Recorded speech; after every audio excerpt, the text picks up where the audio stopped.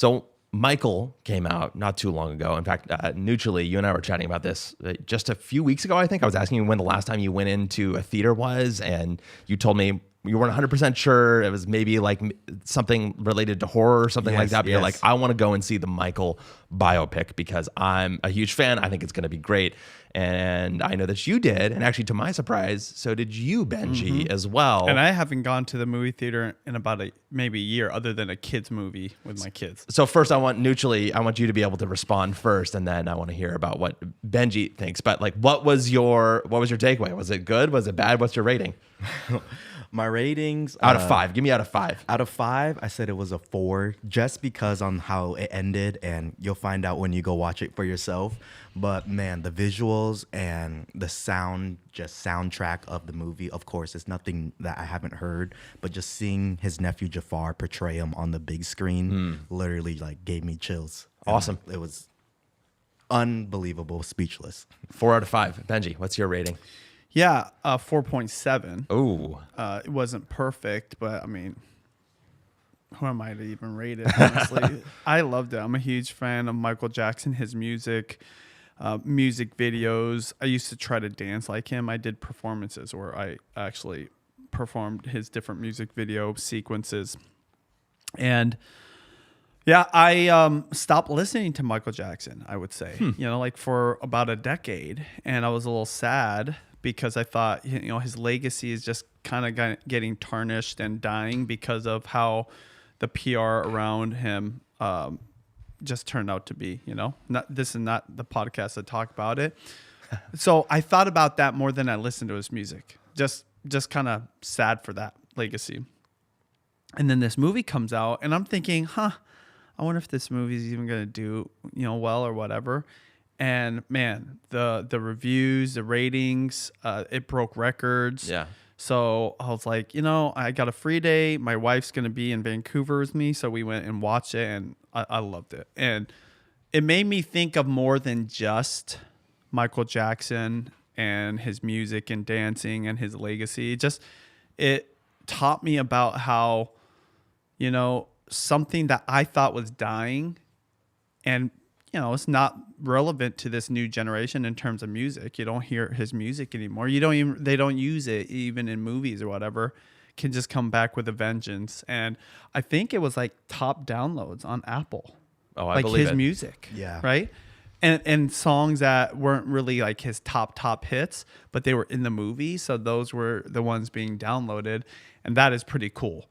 And a lot of creators, I think, can learn from that you're never too old, or you're never your best days aren't always behind you, and you could be surprised. So, it kind of reinvigorated me as well. I've already had those seasons where I thought I did my best stuff, and then I try something new, and then it turns out better than I thought. And for Michael Jackson to come back, and the second movie, I believe, is going to be talking about some of the other stuff, right? Yeah. The first movie is very much just focused on him, his rise to fame, and really like maybe the more positive parts of him, even though he's going through some struggles. So we'll see, but that's not what viewers are thinking about. His tarnished reputation. They're getting to see the accolades and the gift and the music and the greatness that he was before all of that. And that to me is kind of crazy that this new generation is watching it, because I thought, honestly, people forgot who he was. It's a little purer of a story at that point is kind of what you're saying, like where it's like about his talent for the most part. That's kind of what you're saying. But you brought up the idea that it is breaking records. Just thought I'd bring up some of them. What I have here, I think reported by Forbes, is that $97 million at the domestic box office, which is the highest grossing music biopic opening ever, and a top contender among all-time biopic debuts as well. And I got a message from you guys last Friday. It was like, hey, Benji wants to talk about this on the show, and I figured that's probably why, right? Because you're talking about how this movie was able to revive some of that cultural piece that Michael brought in. Tell me more about that. Like, what was it that you think is causing that? Well, you can't deny he's a great performer, musician and dancer, all around entertainer. So when you get one of his family members, his nephew, similar to when Ice Cube's son played him in, what was it? Straight Outta Compton. I forgot about And, that. you know, showed the story of NWA. I mean, I was talking to my cab driver in LA. You know, I was in the Long Beach area, which is kind of in the vicinity of OBC. of where they were at. I was just saying, like, oh, what are the chances that Ice Cube got his son to play him? And that's part of what made that movie great. So the same thing here was happening. That's kind of unique, you know. Like, what was that movie? Bohemian Rhapsody, Queens, right? They didn't get like that guy. He didn't have any kids, Freddie Mercury, right? yeah. So they just got a really good actor to play him. So that is part of what I think was fascinating to people. This idea that Michael Jackson is kind of being reincarnated through his genetics, you know, or like someone that's related to him. And that they did such a great job. But also, it's like, imagine you're growing up in an era where you are first introduced to him because of all the bad PR, right? All the stories about, you know, the alleged things that was going on. So you're not necessarily like listening to his music. You're not like watching his performances. In fact, that's what all the media's kind of like Focused on. And that's what like painful for me to see as a fan of his music and his performances. But it doesn't change the fact that he is great, that he is got a gift. So then you go down, right, like a decade later, right? I think it's like 15, 17 years since he passed. And then you get this movie that does portray the greatness. And initially, I don't think it was young people watching it. It was just someone like me who grew up with him, maybe even an older generation. And then they're posting about it and they're generating the reviews and the ratings come out and then like the records are being broke. And then like, oh, maybe it's worth it to see it. Did you see it like right away? Second, after it passed the first week. See, exactly. I bet you that happened. And so whenever you hear there's this great movie, oh, it's worth it for me to go into the theater, pay the money, get some popcorn, spend $40-$50, right? Well, you said it changed your opinion about watching movies too, right? Yes. Yeah. So even me, I was late to the game. I didn't know if I was going to watch it. Okay. And when I heard it was such a good experience, I was like, oh, I definitely would as a fan of his. But I think that's kind of what happens. That's what happens with a lot of movies. But what made it significant is all the negative attention he got. In spite of that, this movie is breaking records. Yeah. And people are watching it and not letting that taint their experience. Having that loyal fan base is very rare. Yeah, that's very true. But then that create new fans, right? Like the people downloading it probably are people that don't have his music. I would bet that it's both, right? Both. Because Yeah, like for if you sure. think about like the way that streaming works versus how like old music purchasing works. People don't even have CD players no more. That's true. But like that, it's a lot more it's a lot more like a social media platform, frankly, right? Where you upload something on demand, you get these videos, or in this case, you get this music, right? And I think people's tastes change much more fluidly with music nowadays than they used to, in the sense that like maybe you're not listening to a whole album, maybe you don't have a very specific artist that you're listening to all the time, like maybe, but I think the algorithms and these sort of algorithmic playlists are doing a lot more of the taste making now than like an individual artist or an individual DJ or something like that. So for something like Michael, right, I have to imagine, like, to Neutrali's point, that it's a lot of people who are maybe nostalgic for that era, right? Or nostalgic for Michael's music, right? And are restreaming it now, putting it in their playlist, putting it in their daily or their heavy rotation to like give it a listen again. But then of course also probably minting new fans as well, to your point. Yeah, well, going back to your question about it changed my perspective on movies. You know, there's this whole shift to analog right now. People like buttons. They have the wired headphones. I don't know if that's part of it. They just like to have tangible things they can feel. And this movie, because the music is so powerful, it reminded me that when you go to a movie theater, it's not just the visual, it's the audio. Yes. And that's what I was like, I was getting chills watching him perform, but even just listening to the music, almost like at some points just wanted to close my eyes and listen, because you've got like way better speakers than you have at home, but even since like a decade ago. So it made me think, oh, it's worth it to go to the movies. You know, it's not just this movie; it's just the experience of movies, which I think a huge takeaway on YouTube right now is the importance of audio. Yes, getting it. I use my DJI microphone more and more, even when I'm just vlogging at home, because I know if I'm going to be talking for 5 minutes, it's going to sound better to the viewer, even if they're not aware of it, than if I just use an onboard mic on the camera. So I'm using it a lot more. And this is just like a much higher example, right? I'm not like singing like Michael Jackson and have his voice, but the whole thing, the whole experience. Because this was the big story that we talked about the last few years. The screen size got smaller and smaller and smaller and smaller. Also, audio for music got worse and worse and worse. It got more accessible. It was easier to store. But then you go back to like the original. This is the closest you can get to Michael performing too on top of it. I felt like I was at his concert. Yeah. So when you think about a piece of content or YouTube video, if you can add elements to raise that experience, especially because now we're going back to the TV, it's very important, and the ROI is there. It's worth it to turn on the microphone. It's worth it to get a little bit nicer camera, you know? Yeah. Because the screen's bigger and needs it.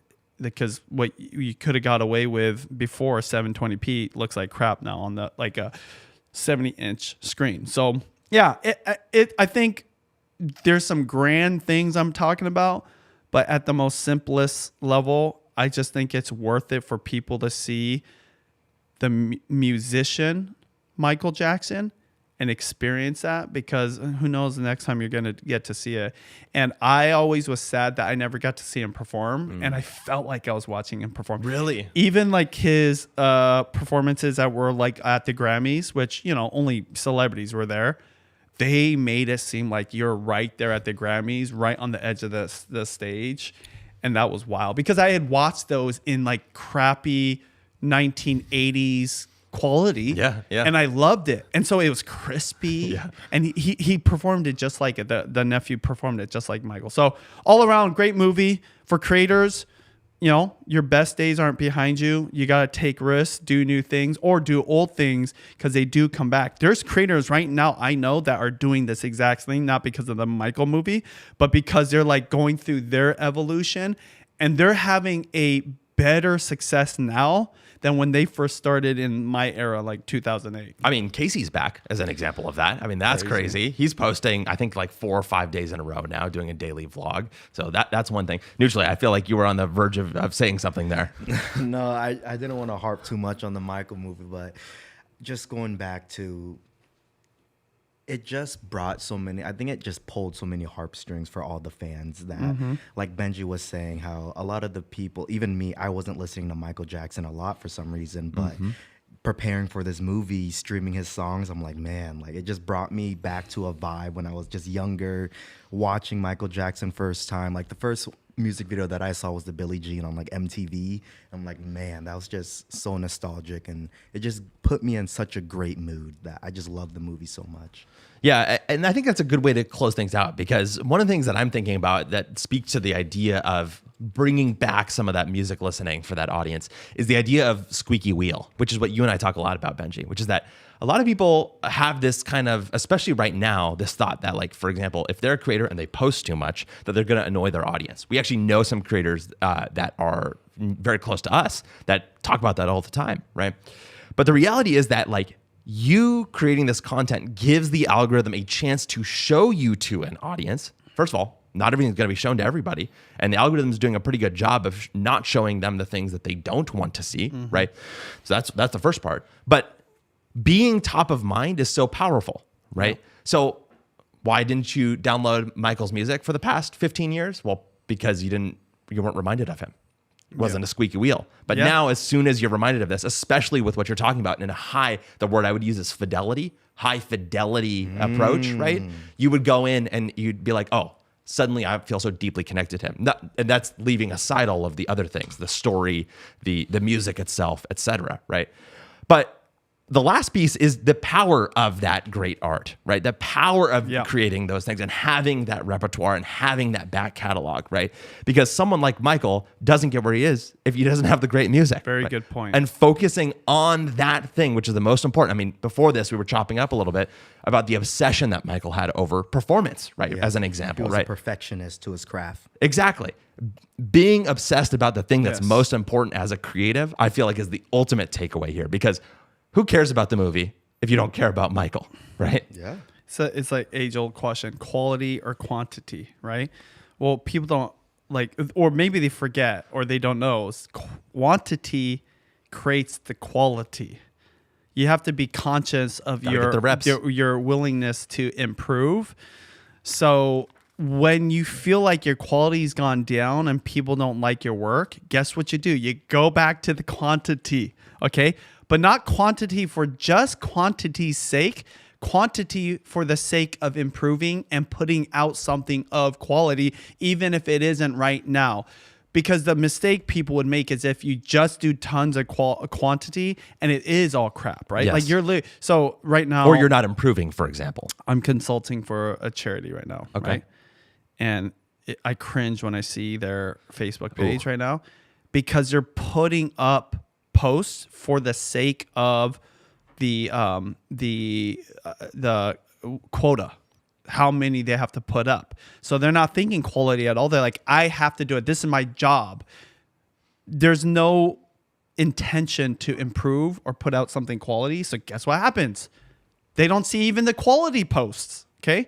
So it's quantity for the sake of quality, and quality comes from quantity. That is everyone that we know that's great. That's what they do. And you're right about Michael Jackson. His quantity came from literally a lifetime of doing it. And this is just a reminder because it's just one movie, right? It's a little bit different than posting all the time. But I told you there's a guy, we should like do a deep dive onto this guy. Byron Talbot is back. Oh, no way. You remember Byron Talbot? I do, When yes. you were my videographer, I did a collab with him, a cookie collab, right?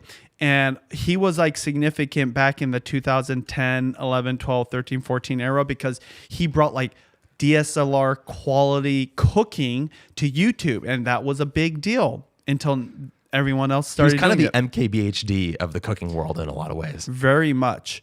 So I didn't think anything of it as he like stopped uploading. Literally, I would talk to him. He's like, yeah, I'm just taking a break or I'm doing my own thing. He would just upload once in a while.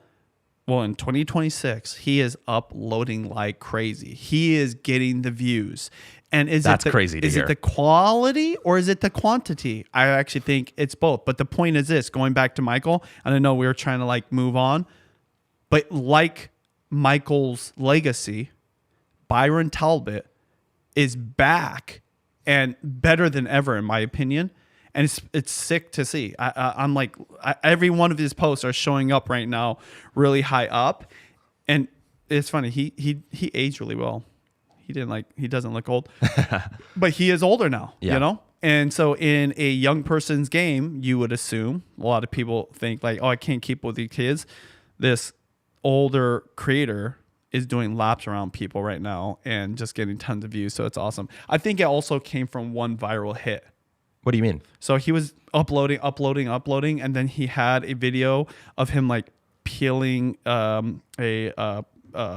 potato with some Japanese peeler. Short form or long form? Short form. Okay, interesting. I haven't looked at his long form, so that's an evolution of his, right? Short form.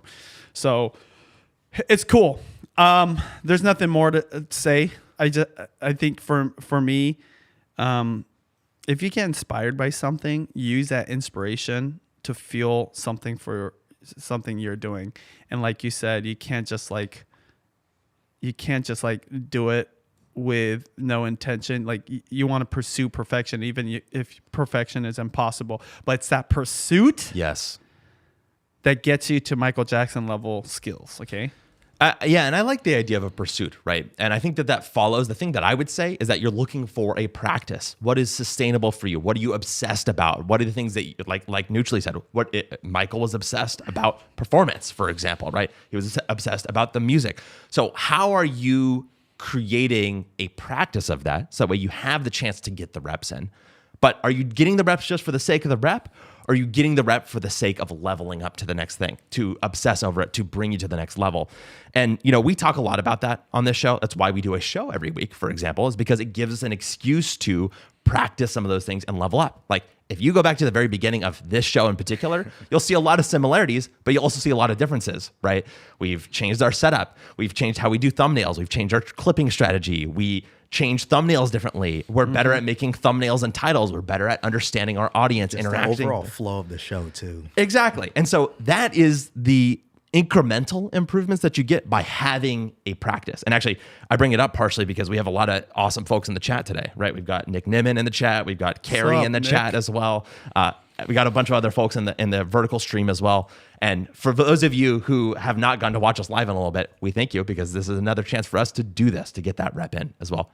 That being said, let's get to some follow-up. A couple of weeks ago, maybe last week, I forget exactly, you asked me about the state of YouTube because long ago, speaking of the beginning of the show, we talked about the state of YouTube versus the traditional TV broadcasters. And the golden standard for that is Nielsen's gauge. We will get to that in just a second. Nielsen's gauge basically is a way of measuring broadcast TV versus streaming TV. And then within streaming TV, who's winning within streaming. There's a new update for that I don't think we've covered on this show yet, and we want to get to that because you'd asked that question. But you also have brought up the change in focus of your own in terms of vertical platforms and horizontal platforms, short form and long form, if you want to use that as shorthand, although we've been critiqued on that in the past. And so we're going to do a state of YouTube across the spectrum, both on the, I'm going to call it the low end, which is against the short form platforms, and on the quote unquote high end, which is against the broadcast platforms and other streamers. Let's start with a bit of a history lesson for the short form platforms starting in 2021. So I pulled these, there's this awesome blog post by, I think it's, I forget his name, Professor Galloway is what his website is here, where he, back in 2021, made a post called the TikTok boom. It shows you a little bit, just puts it in context. Back when TikTok was really taking off during the pandemic, what was happening at that point in time? And so here's just a small example of what we saw in terms of what was happening at that point in time. Again, this is 2021. So it starts in 2017. And here you have the light gray, which is ByteDance's total annual revenue. And then in the dark gray, you've got Netflix's total annual revenue.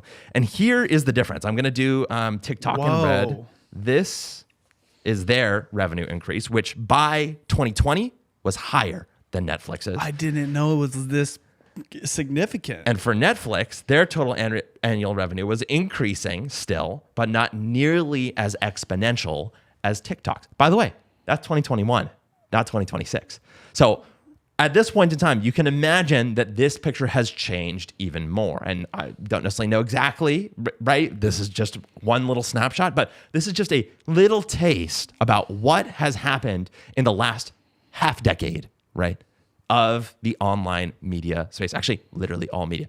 You're reacting already. I want to hear what your thoughts are here because there's already some interesting stuff. I didn't know ByteDance made that much more. Now, ByteDance is based out of China, right? Yes. Okay, so that would include all their properties. That's correct. Not just TikTok. I believe so. Okay, so you have to take that into account. But still, the fact that they're just skyrocketing past Netflix like this, of course, I would love to see 22 to 26. But yeah, I just thought that Netflix would be even more significant compared to ByteDance in this scenario. I'm going to give you a few other snapshots from this because we're not going to get into direct comparisons for all this because, spoiler alert, the data is really spotty right now. These companies are keeping it close to their chest except for when it is very clear that they're ahead and when they have no peers, which we've talked about on the show before and we'll talk about again. And guess who doesn't put out as much data anymore right now? Who? I don't see as much coming out of YouTube. Yeah, just you wait. Just you wait. And I don't care about data the way you do. So it's funny that you're saying that because like for 2 years, it was just like they're putting out stats and numbers and they're like really flexing it. And for some reason, it's been a little quiet on the YouTube end the last 12 months. And I think this kind of speaks to my perception of how the landscape's changing for content, platforms, and even creators. So let's go ahead and take a look at the next snapshot. Again, this is from Galloway's report in 2021. And this is a really interesting stat that I have not seen enough, but I think points to something that's really crucial to understand about the creator economy as a whole. Again, 2021. What he has there at the top is something that says talent pool ratio, global film and TV industry versus TikTok, Q1 2022.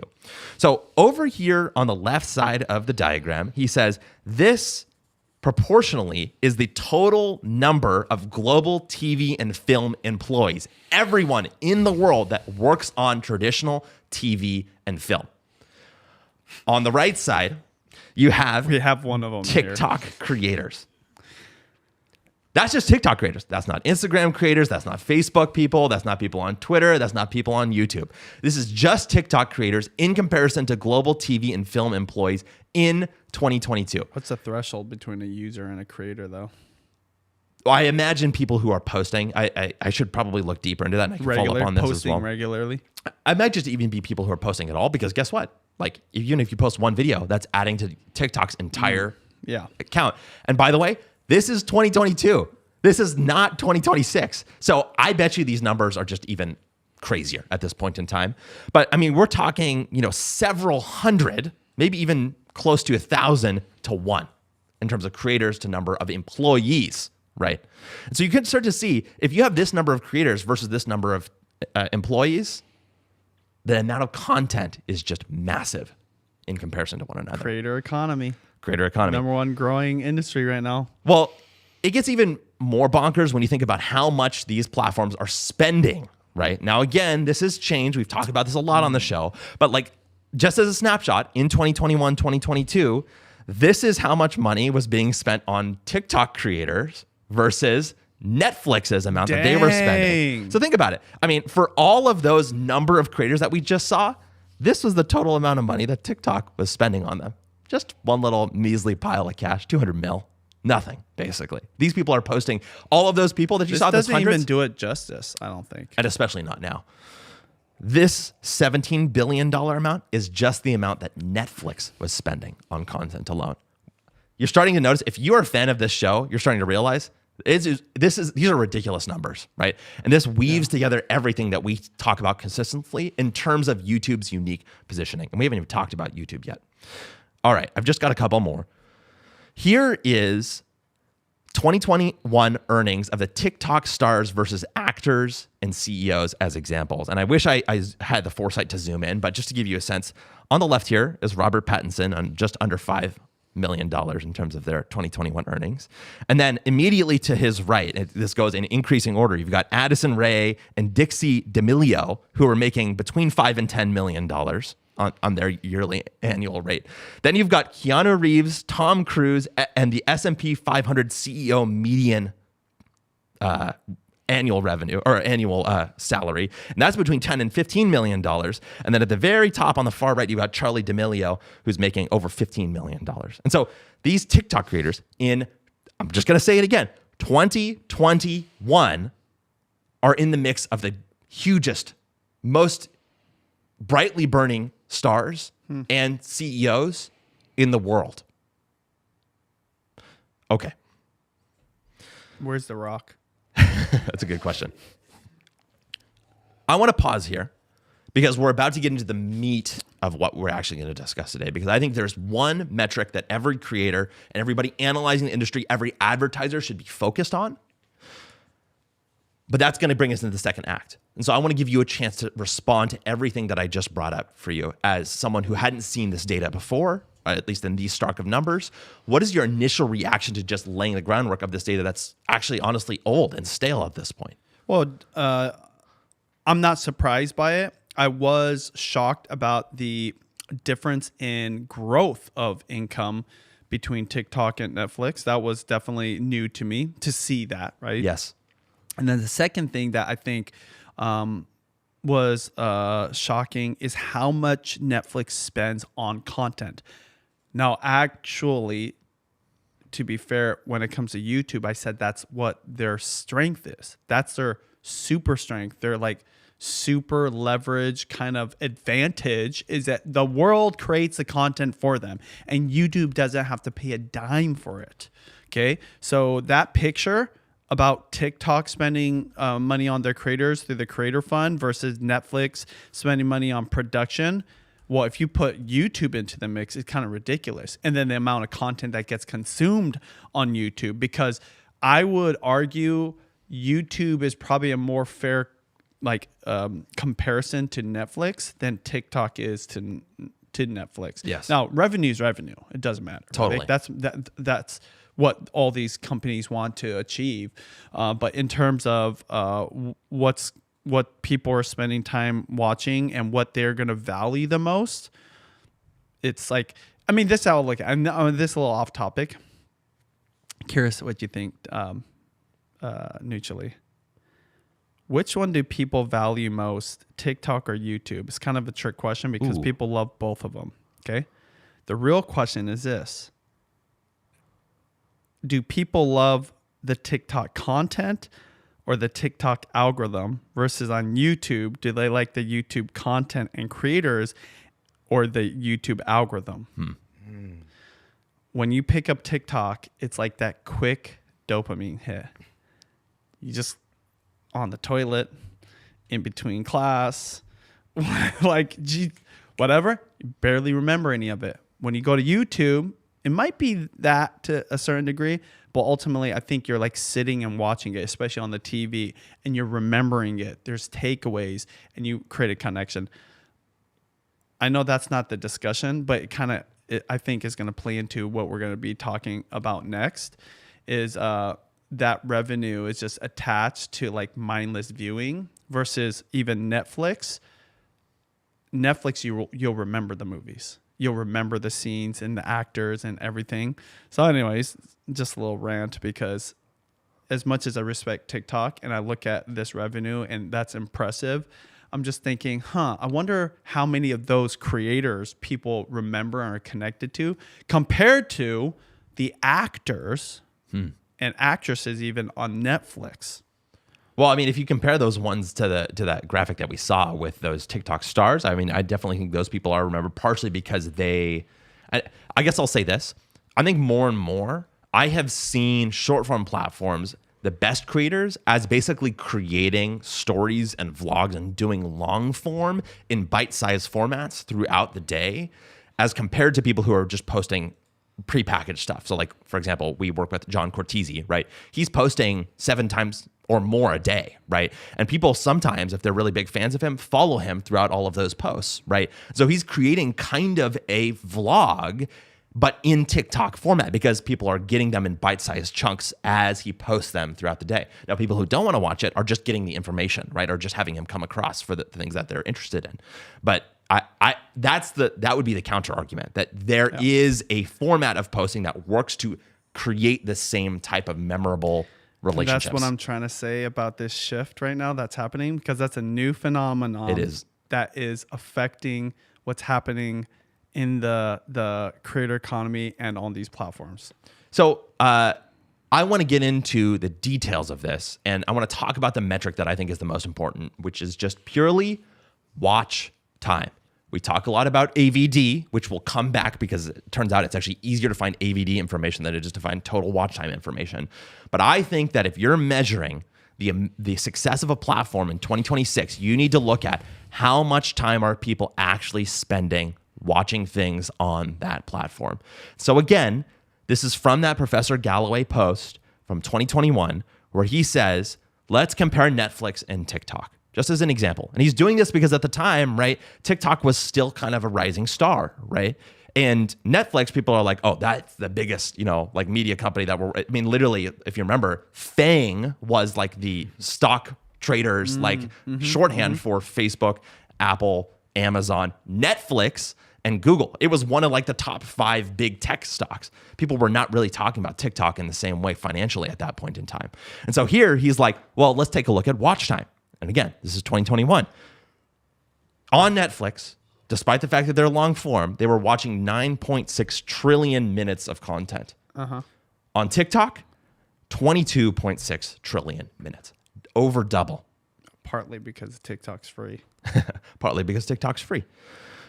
But that doesn't avoid the fact that people are spending more time watching TikTok than they are watching this one particular long form platform. Don't you want to divide these numbers though by the amount of users? So it depends on what you're thinking. Because if you think about it, from a platform's perspective, what is their number one financial monetization model? And Netflix, you could say subscription. I actually disagree with that. More and more, Netflix is becoming an advertising company. Right. So if advertising is your financial model, Yeah. how do you show advertisements? For every minute of content watched, there's Doesn't a matter certain who. number of Doesn't matter who. Doesn't matter who. Doesn't And matter how many people. Kind of matters where a little bit. Kind of matters who. But total watch time is a great first-hand metric to look at in terms of total, basically revenue or monetization capability when it comes to advertising. So total watch time altogether in aggregate, I argue, is a really important metric. Now, Yes. again, per user will become important because it's a way to measure other things like how much people like their time spent on it, quality of time spent on it, quality of the app overall, all of those things. And actually, it turns out it's easier to compare those amongst these platforms than in the big picture, which I'll get to in just a second here. But that's why I focus on the total watch time. So let's jump over to the YouTube world, because the thing that we hadn't gotten an update on in a long time is the Nielsen gauge, which I brought up before. So let's take a jump ahead to 2026. The Nielsen gauge looks like this. And what it is it gives you a breakdown of how people spend their time in terms of watching things on the TV. I'm not talking about other social platforms. We're talking about the device of the TV itself. In fact, actually, Benji, I don't know if you want to pull that demonstrative behind you. It's been a little while since you've done this as a gag. Sorry, guys, it's on some crappy wheels. You got to keep coming because for those, there you go. There you go. Now, there we go. This is a television for you young people. Okay. We've talked a lot over the last couple of years about the importance of the television as a device, and that's why we bring in Nielsen, who has the tradition of measuring broadcast television viewing numbers even before the era of streaming on the like old-fashioned bunny ears television compared to everybody else. And so they've measured, and actually just last year, streaming took over broadcast and cable, right? And streaming surpassed the actual total view time. So it is true that broadcast and cable are basically on the downslope. They are on a steady decline into irrelevance for the rest of time. Streaming is going to take it over. And so our interest is what's happening on the right side of this diagram over here, right? And actually what I'm going to do is I'm going to use a different color just to make it really clear. The question is, what is going on in this world of streaming? Well, who's number one? And we love to focus on this. It's YouTube by a wide margin. And this remains true today. Now, it's a little less than before, but it's within a margin of error, right? The next closest, even by like a leap and a jump, is Netflix here at 8.4%. So there's still a 4% margin just between YouTube and Netflix. And so this is the question that you'd asked. Where's YouTube in these rankings? Here's your answer, Benji. YouTube is still number one. They're still growing. Streaming is still on the uprise, and Netflix is still chasing by a large margin. But something's missing on here, right? Tell me your reactions. Yeah, what's missing? Well, like TikTok, we just got done talking about the trillions of minutes watched on TikTok, and it's not included because this graph is specifically focused on streaming platforms, probably for the television, right? Because that's where Nielsen's That's correct. measures.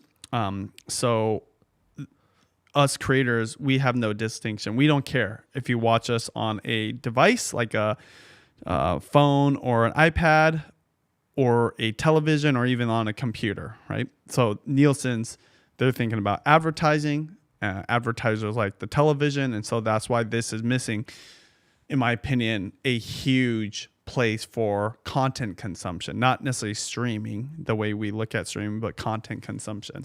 I agree. And I do want to make one argument here, which is that when you look at this, the reason it's still worthwhile to look at this, even though it omits one of the most important categories, which is social media outside of the TV, is that advertisers do still think in terms of device advertised on. In fact, it was kind of controversial when Nielsen added YouTube at all to this list, because they were like, well, YouTube's not really a streamer. They're not paying billions of dollars worth of, we just saw the graphic, billions of dollars worth of content. But reality is, People are treating YouTube more and more like they treated TV in the past. In fact, we had a big claim for a long period of time that YouTube is the new TV. I still believe that personally. So it's worthwhile to still look at this as a separate graphic. But the real juice and the question that you asked was, in the modern era, I'm going to go all the way from 2020 to 2025 because that's when I have the most recent data. What is actually happening between YouTube or the streaming world and the TikTok world? Am I going to see some new graphs here? You're going to see one new chart here. Let me just put a pause before we dive into this, which is that I tried for hours yesterday, literally the entire day, to try and understand what was going on in terms of total watch time, in terms of comparison between these platforms. There's no good statistics out there. And that's what I was trying to talk about before. There's nothing out there that does a one-to-one comparison. So these are back of the envelope, but this is the best I could come up with. Here we go. Big reveal. So what you're looking at here is the total number of minutes per day per user. So if we can blow that up for everybody to see, because I know the numbers are a little bit small. What that means is basically how often for every user are they watching this piece of content on their television? Neutrally, if you can make that bigger for us. So here you can see TikTok. And starting in 2020, people are spending about 38 minutes a day. The average user is spending about 38 minutes a day on this content. Jumps all the way up to 45 minutes in 2021, 52 minutes in 2022, 55 minutes in 2023, and 58 minutes in 2024. So it's only rising. Only in 2025 do we see a slight drop from 52 to 54 minutes. Now, again, it's within a margin of error. So, and again, these are back of the envelope calculations, so they're not exact. But on average, it's trended upward since 2020. The average user is watching more TikTok content per day than they were 5 years ago. Initial reaction there, Benji, before I get into YouTube. No, it tracks to what I kind of, think. Actually, there's just one thing that I'm shocked by, but it's going ahead of you. Okay. So then it comes to YouTube. On YouTube, the average user was spending 43 minutes a day on YouTube. Then 2021, 46 minutes, 2022, 47 minutes. Again, steady increase day over day. Then 2023, 47 minutes, 2024, 48 minutes, and by 2025, 49 minutes. So every single year in this case, an increase. More steady increase, but an increase. And actually, the first thing I want to point out here is the comparison between TikTok and YouTube. What you can see is that in 2022, there was a kind of Rubicon that was crossed where TikTok was actually increasing at a greater rate than YouTube was, and actually increased beyond the average number of minutes per user per day than YouTube had. TikTok having 52 minutes, YouTube having 47 minutes. Now, I could jump ahead, and I just briefly will because I'm not going to go in as much detail for Netflix. Netflix, actually, amongst all of these, ahead of everybody the whole time, and actually just a slight increase overall. But you can start to see, and this is my sort of bottom line takeaway, all of these platforms are competing at about the same level in terms of the attention for every user that they have. So then the question turns to, what do you focus on? Do you focus on the number of users? Do you focus on the quality of the content? Do you focus on how many advertisers you have? Do you focus on whether it's a subscription? I'm curious. You said you saw something ahead. What is the thing you're noticing about these numbers as you look at them? Oh, yeah. The one big one is that YouTube's not growing as much as I kind of thought it would grow in the last couple of years.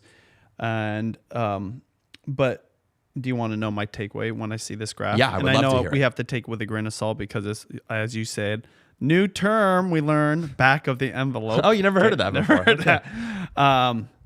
The war is on. Oh, interesting. This is what I've been feeling the last 6 months. And at my Seattle Creator Summit, I shared with the audience of creators that the platforms are very competitive right now. Even just a year ago, but especially 2 or 3 years ago, YouTube was way ahead. Like, I mean, it was just like on a trajectory that was kind of scary if you're another platform. But platforms don't just sit idle, Netflix, TikTok, even Meta, all of them like, yo, we can't just like sit and take this. We need to do something about it. and they're making moves, and usually the moves are kind of cheesy or they kind of fall short. But I actually believe like whatever they're doing, it's working, and at least it's keeping them part of the conversation. YouTube, and more, no, the other platforms. Yeah, the platforms. Yeah. And more importantly, their content is satisfying the viewers. Yeah. This exodus that was kind of happening on TikTok, I don't think is happening again. People are either coming back or more people are being retained on TikTok and watching it. And I believe that's happening at the creator level. Interesting. What do you mean? Well, for years, everybody, and one of the reasons why we changed the name of our book from video influencers, this is not advertising, but this story about the title tells you a lot. It was going to be called video influencers because video was so significant on all platforms. And we're talking 2013, 14, 15, so over a decade ago. Then we called the book YouTube Secrets because it was clear to us that even back then, YouTube was like the king, even if the stats didn't show it yet, just because creators aspired to be on YouTube. So a decade later, we were even more correct on that. More creators aspiring to be on YouTube, but not anymore. That's what I'm saying. I think now they can stay on their platforms, and I'm even changing my tune about that, and it is happening because think about this. Just like platforms don't just sit idle and take it, right? They're going to compete. They're going to figure out how to make better content and even like serve their creators. Well, don't you think creators would do the same thing as a creator on a specific platform? You know, like I was the coach of creators wanting to go onto YouTube from TikTok, or, you know, they're big on Instagram, but I don't have enough, you know, connections and relationships and trust from the audience. I know I get that on long form. I need to be on YouTube. But would you agree there's some creators that are just stubborn? Totally. They're like, I don't want to move at all. I want to stay on TikTok. I want to stay on Instagram. And they're just figuring it out. This is just the market doing its thing. And they're like, what do I need to do? And this is why I believe now, I know it's always been there, but it's more significant and it's growing. There's a lot more vertical long form on all these platforms, which satisfies that viewer that doesn't just want the brain rot. They don't want to just keep doom scrolling. They want to sit and watch something. And it makes it so that now these platforms who were just all short form can explore maybe a better ad equation, ad revenue equation, or ad like tool equation. Long story short, creators are helping to create the content to not only be relevant on those platforms and not have to go to YouTube, but also the viewers are staying on there and maybe in way growing. They're not going to YouTube the same way. Like this, what shocked me about this graph is how little YouTube is growing. Yeah. Like compared to some of the other ones who we thought would be more of a significant reverse, like a loss of growth. And so I just want to clarify something here too, right? Which is that, again, this is per user, right? So if you have a growth in users, you're actually also growing much further as well, right? Which is why we would prefer to show the total watch time overall, right? Yeah. And so it's difficult. It's a little bit difficult to tease out, but to me, this is a lot more similar to like an AVD, but for an app, right? Like every user is watching this much content per day. And you're right that YouTube is growing consistently, but at a slower rate. But the question is, okay, well, how many users are they adding to that sort of, you know, platform, for example. Yeah, just as one example. I do want to bring up, though, something that you just said, which is that, you know, like we talked a lot recently about the TikTok Creator Rewards Program. That is much more like AdSense now on TikTok than it used to be in the past. That one graphic where Scott Galloway put the little pile of cash and then the big pile of cash on the side, it's going to be a much bigger number now, actually. Yes. Now, relatively, I'm not sure. But like YouTube actually, even though they don't pay their creators to create content, they do actually kind of pay their creators to create content by sharing a piece of the advertising, right? It's a big number there, right? So YouTube and TikTok, to your point about the ad monetization models changing on TikTok, is changing because of some of these things that you're bringing up as well. Also, something that was like one of the biggest light bulb moments for me at the end of last year, YouTube says that short form on YouTube per hour watch is monetizing better than long form, which is just hard for me to even fathom. On TikTok? On YouTube. Oh, okay. So between YouTube Shorts and YouTube long form, Oh, yeah. Shorts are monetizing better for them than long form content Because they're is. not paying the creators as much. That's a good question. I don't know. I think it's just in terms of revenue, though, is what I saw. And so I don't think it's necessarily because of that. I think it's like top of the line. It's actually bringing in more money per hour watched on YouTube, which is just crazy to think about. More opportunities to sneak in an ad. I think so. That's part of it. Also, it might be because because remember, who's buying here? The advertisers are. Yes. And they're buying something. Okay. They're buying something that is more seamless to the experience in terms of my ad. Very true. Even though people skip it, it's just still like another short form. Very true. Right? So the reason I bring it up is creators made it possible. Creators, when they do a sponsorship, they're basically creating a commercial. Yes. Now, some of these commercials are really creative and they're interesting, or they look like they're a regular video. The only thing that calls it out is this is a sponsored ad. Yeah. Okay. Yeah. So I'm going to bring you down the rabbit hole of brand deals, and you're going to see why this kind of makes sense. Well, one of the things that brands do with short form content, especially, they want usage. They want the ability to use it or run advertising with that piece of content. They're running ads on these short form platforms, including on YouTube. I know because the brands I work with for long form, what do they do in turn? They go and spam the crap out of my audience with the short form version of that product. Sure, yeah. And those commercials or those ads are not like traditional commercials made by the brand. They're the videos that they sponsored from creators who are creating content for them. So that has nothing to do with, the sponsorship is a proper sponsorship. But what's happening is these ads, see, that's why like what's more valuable than the creator talking about the product is the content they get from the creator that they can run the ads on. Because when you think about watching an ad on a long form piece of content, already an ad being played is ruining the whole experience. Let me ask you this, Nuche, tell me this. On short form platforms, do they ever play an ad in the middle of a TikTok? No, it's when it ends the video. It's when it ends or before the next one begins. Or okay? not at all. Or not at all.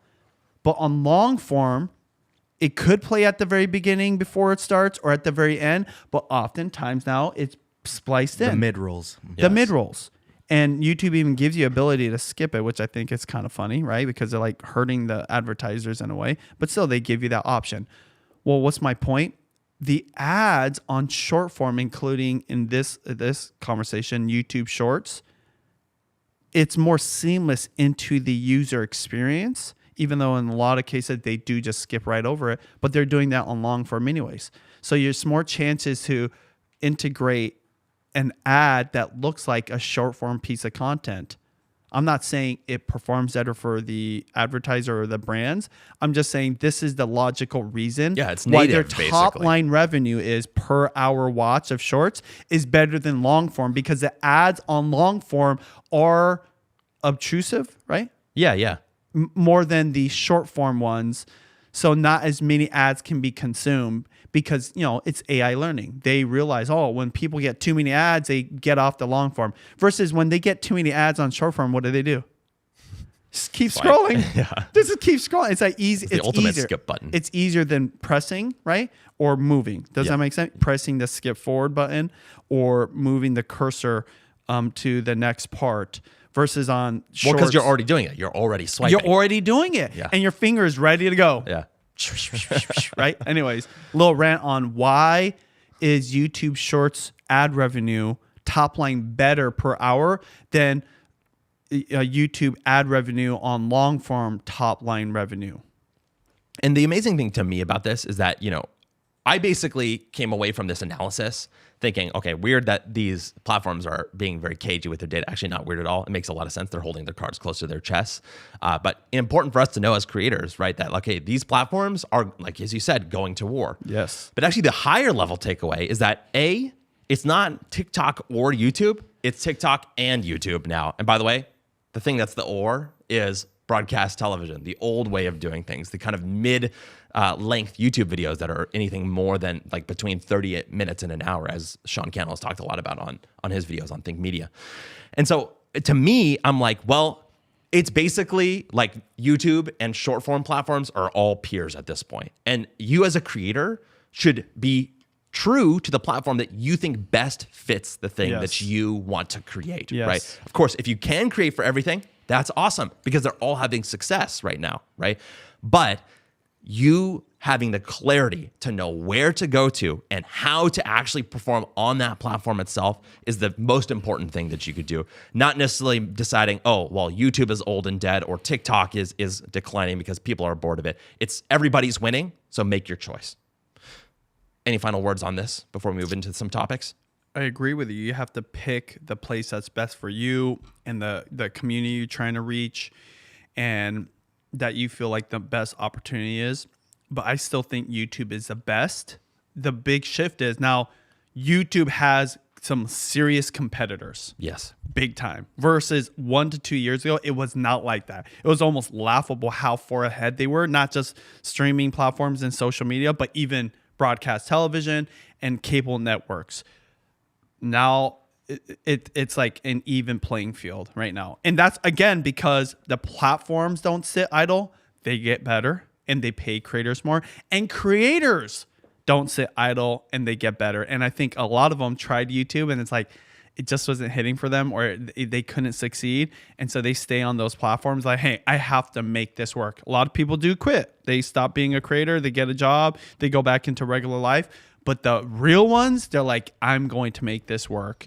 And they are by doing different things, not the same thing, you know? And those different things, those innovations, it's what's creating the competitiveness for the other platforms competing against YouTube. It's always a creator. So if you want to succeed as a creator, honestly, it's do it a lot and get innovative so that you do something different. Well, let me put it this way. One really good rule of thumb for anyone to use if you're a creator about making a decision of which platform to go onto is which device you want to be seen on. Do you want to be seen on the phone? Make short form content. Do you want to be seen on the TV? Make content for the TV. And so YouTube has this long history of going from these devices, from the computer to the phone to the iPad to the TV now, that has changed the nature of these platforms over time. And one of the amazing things is that way back in the day, we tell this story all the time, we saw former CEO Susan Wojcicki talking about the power of YouTube and the vision that they had to take over the TV over many, many years. This was like a decade ago, by the way. There's another interesting thing that Susan Wojcicki always used to say, which is that YouTube is really more of a music platform than anything else. And I always found that kind of weird. I'm like, well, no, YouTube is a video platform. She's like, no, YouTube is a music platform. So music platform, TV. Music platform, TV. Well, what used to be the thing that was the music thing on TV? MTV, probably. That was maybe the way to do it. You watch music videos and things like that. Well, when YouTube came around, it basically killed MTV right away because guess what? More than anything else, people wanted to watch music videos when they wanted to on YouTube. And you didn't want to have to wait, right? TRL, you didn't want to have to hear a host and a celebrity talking in between every video. I remember this era. I didn't even have MTV, right? But when I would watch it at my friend's house, it's still annoying. You have to wait a whole hour to watch 6 music videos or whatever. That's why, that's when DVR became more popular because people wanted to choose to watch their, entertainment at their own leisure. Want to talk about what killed DVR? YouTube, right? Music videos was such a significant part of YouTube's success. I even talk about this in relation to Justin Bieber. Justin Bieber really put YouTube on too, because he used YouTube like as a marketing platform, never thinking he's gonna ultimately become probably the most successful creator of all time. Isn't that Usher found him singing in like the street or something, right? Yeah, that's how he got discovered. From a video, I don't know if it was specifically YouTube, but still, music, not just music videos, was a huge part of YouTube's rise to fame. And one piece of that story was something that you sent me the other day. You sent me this message just a couple of days ago that had this link to an Instagram story that talked about Vevo. And just to read from this here, it says, what was Vevo and where did it disappear? Why did it disappear overnight? And you sent me this after the fact saying, do you even remember Vevo YouTube videos? Now it's all gone. Potential working title for a topic for CSP. I can explain later. Well, why don't you explain now? Yeah. So I just talked quickly about MTV. I love music videos. I just thought as a kid, it just made sense to watch a music video along with the music. You get both experiences. Why do you think I love Michael Jackson so much? You get to see his whole performance. It was like a whole entertainment piece versus just like an audio listen. So music videos were the greatest thing. And then when YouTube came on board, it was a great way to consume those. But those were all kind of illegal uploads. Those, like, people were uploading the music videos and they didn't have the rights to. So it was just like this hot mess of like squashing these uploads because the labels still own the rights to them. They were probably like DVRing those from the TV and then maybe even uploading those DVR things up because to YouTube. It was the Wild West back then. Okay, Crazy. From 2005 to 2008, anything went. It was crazy. And that's why I think like when Judy joined in 2008, that was like such a beginning point because before then, it was just, you could find like all kinds of crazy stuff on there. So music labels, they wanted a piece of the pie. They needed a way to get this content out onto YouTube specifically, but still gain the rights or like retain the rights and potentially make money. In comes Vevo, okay? Vevo created a platform outside of YouTube, okay, where all the videos were collected. They put the Vevo stamp on it, and they were the ones that created Vevo channels for the artists. Back then, they used to have 2 channels for every artist, and it was always annoying. You know, when I say annoying, at the very beginning, I was always wondering, like, which one should I go to for the real video? And Vevo almost always won because Vevo was doing it proper, right? Sometimes these music artists, their teams are horrible. Wait, so explain to me really quick. What was the separation between the 2 channels? Vevo owned channel for the artists. Okay. And then the artist owned channel for the artist. And so Vevo had the rights to post things like certain you're saying. music videos that the labels wanted to go through Vevo because Vevo was the one like that takes care of the back end. I'm not going to go into the article, it explains better, but everybody remembers Vevo, and they if you really are a fan of artists, you remember there's oftentimes 2 channels for artists. So Justin Bieber had his own channel, and then Justin Bieber had a Vevo channel too. And then one more question. So would Justin Bieber post his own music videos on his own channel as well? So there'd be multiple? No, because Vevo was getting the rights, or they had the legit music videos, and Yeah. then they would like rehash working it with the onto their labels. own. Okay. Yeah, so my understanding then, just to recap here, is that Vevo came into the scene, is what you're saying. Yeah. They were sort of the music labels, like maybe like Love Child in a certain way. Like all the music labels are like, we're going to collaborate, make this thing so that way it has success on YouTube. We're going to make it so that way we can create legit versions of the music videos on these platforms. And they're protecting the rights and the value, right? The ownership of them by being the entity that's kind of doing it. Okay. But there was still a separation between the music video Vevo platform and the artist. Remember Okay, in 2010, we didn't think about any of this. So, okay. We're just like, hey, wherever the video is, and Vevo We just usually clicked, we just clicked. Okay. And sometimes the music video would be on the artist because they weren't using Vevo, but we didn't really care. Okay. I'm just saying there was a question. There was this question mark. Well, fast forward. Are you going to talk about it, or should I talk about it? No, you what tell happened? me everything. I don't know. Fast forward, and if you're wondering why Vevo's not around or it's not significant, because YouTube did something that crushed the whole business model for Vevo. They created Content ID. So Content ID gave identification to the video itself so that it couldn't just be copy and pasted and you could claim the rights to that video, okay? Well, then there's no need for Vevo because now the labels and the artists could do it for themselves. Crazy. So then what happened was Vevo was still a thing for a long time, but fast forward to 2016, guess what? Because of Content ID, but also because of these lingering Vevo videos that were all over the place, YouTube allowed the artists to combine the channels. I didn't know that. So they made 2 in 1. By the way, I hung out with somebody that's from YouTube. I won't say their name. That told me about how they do this on the back end of YouTube. It's kind of fascinating. Really? They can do whatever they want at YouTube. For sure, yeah. So we thought like, there's no way to combine channels. No, there is a way to combine channels and literally like combine, like the video was on a Vevo channel and now it can be on the artist channel. So they don't lose any of those views. Wow. So you should pull this up. Go to Justin Bieber's YouTube channel and look for hey, baby, whatever that. Okay, just let's look it up. Let's see if the Vevo watermark is still on it. That was one of the first that was like huge because it hit 1 billion views. I bet you it's on Justin Bieber's channel. Probably still says Vevo. Probably got like 4 billion here. Like, can you show it on the screen so other people can see it too? We'll pull it in when. He's saying you have to show it. Can you send it to me? Yeah.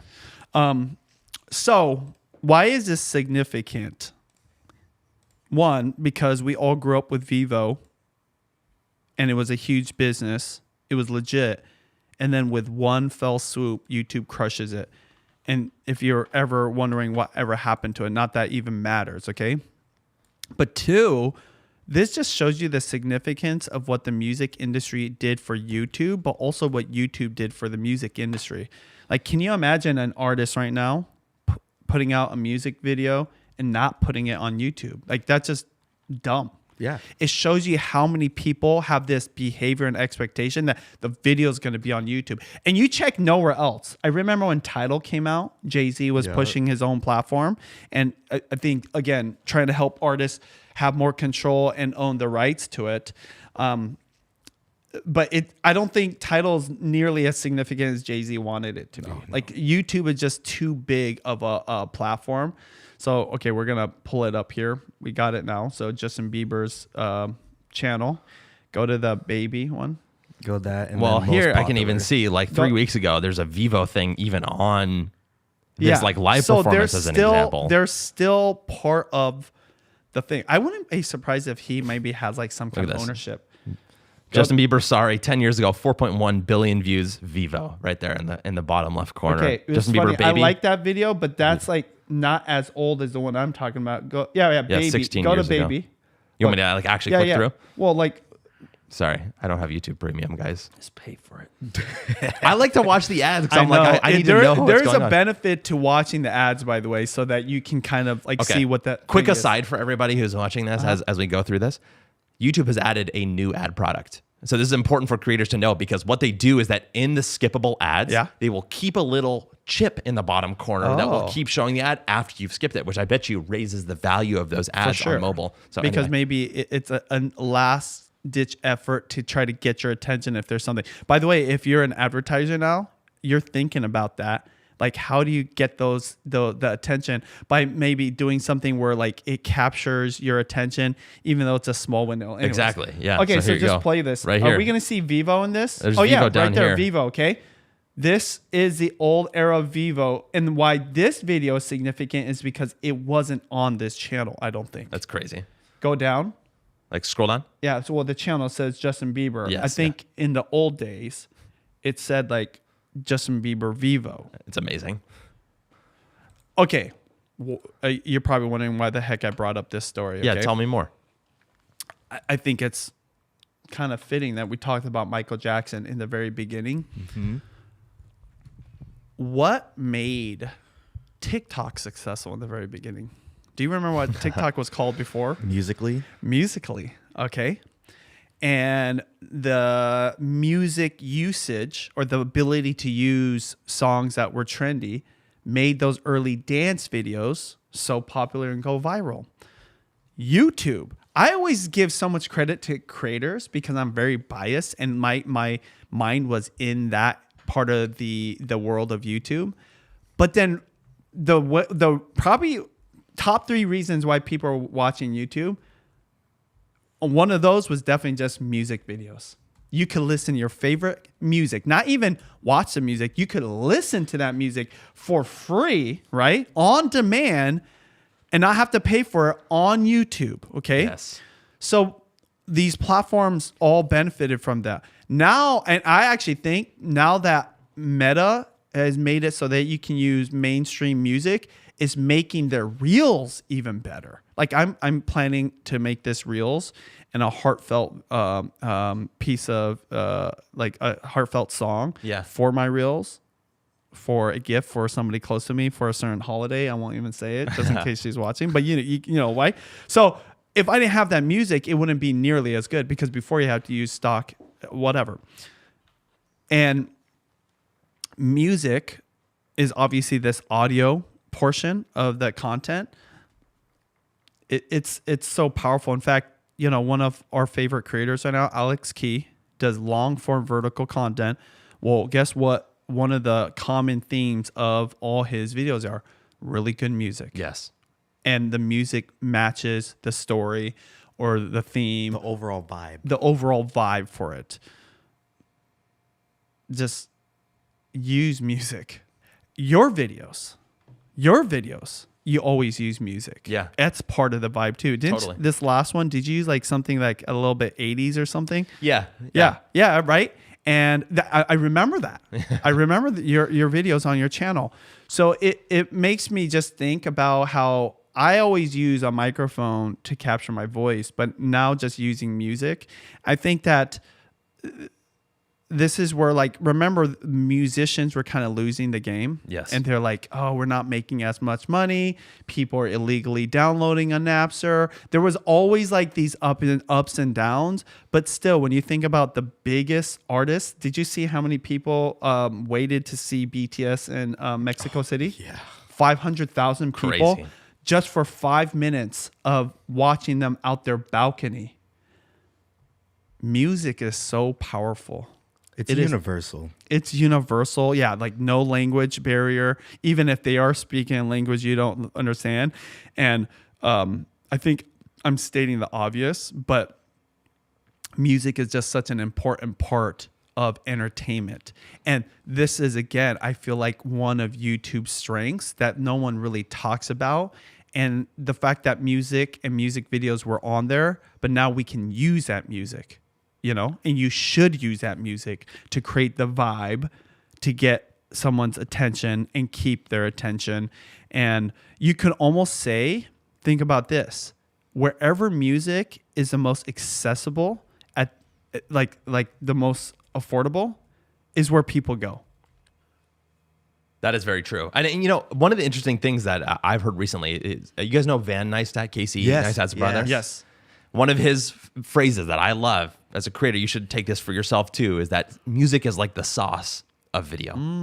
Like on a pizza? Well, like on anything. Okay, like anything that has sauce. Yeah, you right? have to have the sauce. You gotta have the sauce. Soy sauce, the sushi, yeah, for sure. And I guess what I'm taking away, I really like this story, is that the platform changes are really powerful, actually. You know, like this was not like an algorithm change necessarily. It was a platform tool that YouTube added. And what did it do? It killed an entire platform, Vevo, basically. Like one change, one tool killed that entire platform. Okay. But there's another takeaway too, which is that it actually made artists more powerful. And so tell me more about that. 100%. What I always say when I talk to people about like what makes YouTube powerful, what makes TikTok successful, what makes the creator economy, it's definitely the creator. Yes. But it's more simple than that. It's the person with the ability to create something.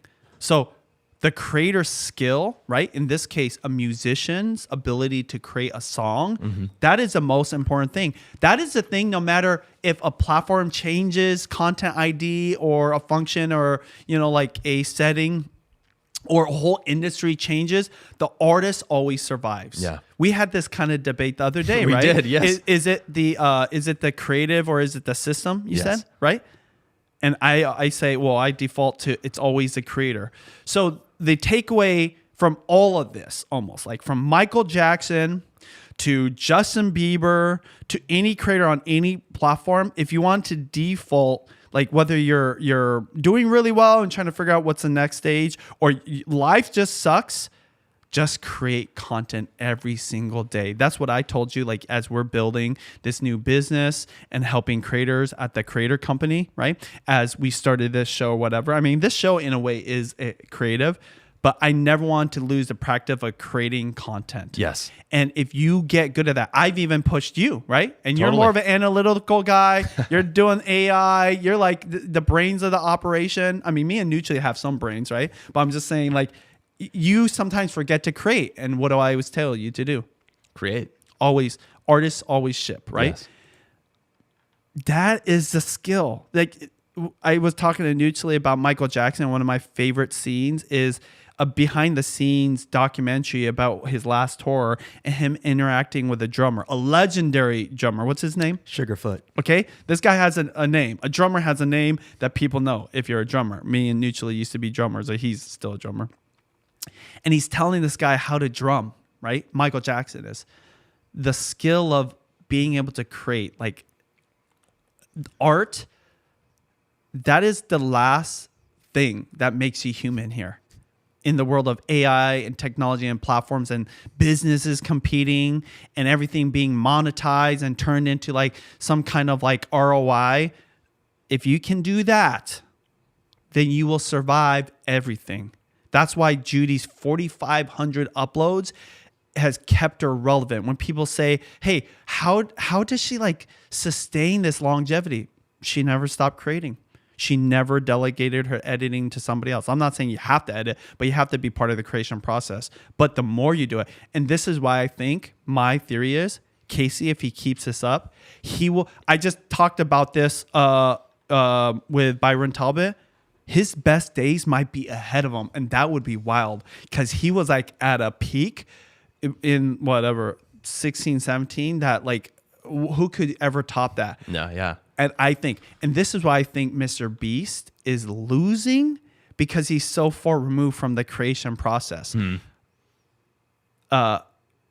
Casey never left. He never left the creation process. He just took a pause. But whenever he creates a video, it is 100% him from ideation, shooting to editing. So if you want to learn from the best people, I'm putting my wife in that. And Casey Neistat, and you look at why Justin Bieber is continuing to succeed. I watched his Coachella performance, right? On the laptop. And freaking like killing it. People loved it. And people were like poo-pooing all in. Like, oh, he didn't really prepare. It seemed I mean, I think it was legendary. Like, it's the modern day kind of like, F you, I'm going to do what I want kind of thing. And it worked. And then we all obviously started with the greatest of all time, Michael Jackson. The ability to create art, whatever that is the one thing you should be focused on if you want to be a successful creator. If you want to create content every single day, one of the easy ways to do that is by vlogging. We talk about this a lot on this channel. And what you think is the best vlogging camera ever? DJI Osmo Pocket 3. Pocket 4, pending. We will see about the Pocket 4. But we've talked a lot about another thing that's been happening, which is that DJI is shipping a second version of the Pocket. And so there was something that happened over the last month, which is that leaks have been coming out a little bit about this new Pocket camera that DJI has been creating. On April 16th, there were 2 leaks from a common leaker that we talk about on the show, which is at @Quadro_news on Twitter. And this was the first one that they showed. It says Igor, and it says in, I think, Russian there, basically what the leak looks like. And so here's what he shows, which is a teaser from DJI that he found leaked ahead of time. Now, as it turns out, just this morning, Benji sent me a message that says, hey, take a look at this. And turns out DJI, as you can see here, leaked the exact, didn't leak it. They actually posted the exact same video teaser as well. And there's a few things that I'll note about this, which is that we've talked about the extra Muse Pro 2 Pro. I always forget how to say it. And it looks almost identical again, which is kind of interesting that it's the same thing the second time. I'm curious about what your reaction was when you saw this morning, Benji. Yeah, it's happening. It's happening. At this point, I feel like DJI just secretly like lets things get leaked out. It's like opposite of Apple, which is like really locked down. It's like the Fort Knox of tech companies, and DJI, they're just like, we're kind of like being a little more rebellious, totally different thing. And it's creating more and more buzz, right? Rather than leaks, like I saw this guy that lives in Canada, and he had the new iPhone Fold or something like that. Whoa. Yeah. He like the box clearly looked like it was from another country or whatever. I don't know if it was real, but he's like, yeah, look what this. No. If DJI wants something to get leaked out, I feel like their strategy is they just leak out the thing that is going to be the thing. It's kind of smart. Then you let creators do their stuff.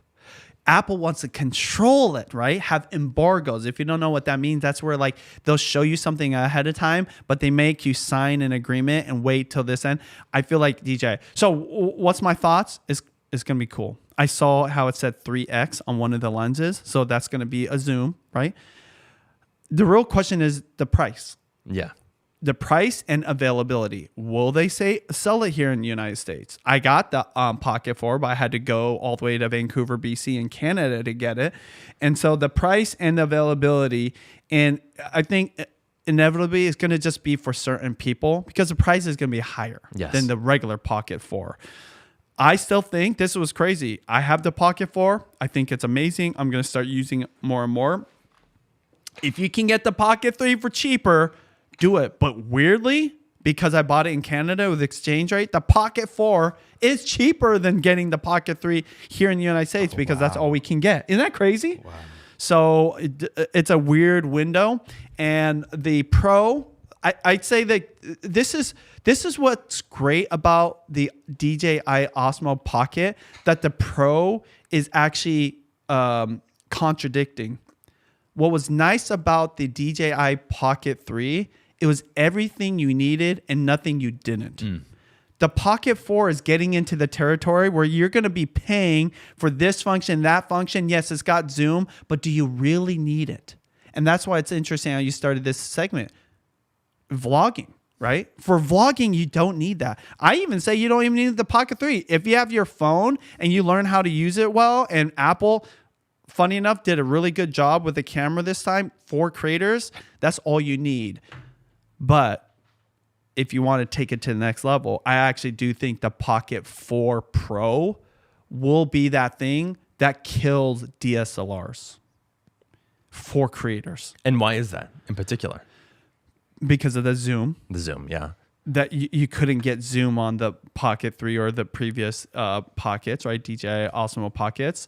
And because the thing is this, even if it's more expensive, it's definitely not as expensive as like a standard DSLR with a good lens on it. And also it's more mobile, But guess who uses a DSLR right now for their vlogs? Casey Neistat. For sure. So he might start. I feel like maybe he's like, F all these kids and their Pocket 3s. I'm going to use my old Casey Neistat setup, Joby and Canon probably, or is it Sony now? I think it's Sony because like even Matt, he uses his FX3 for his short form content, right? Yeah, for sure. Yeah. So, I mean, like, it's like an interesting era for creators, right? I think in the midst of people thinking vlogging died, the DJI Osmo Pocket 3 found like a great little opportunity.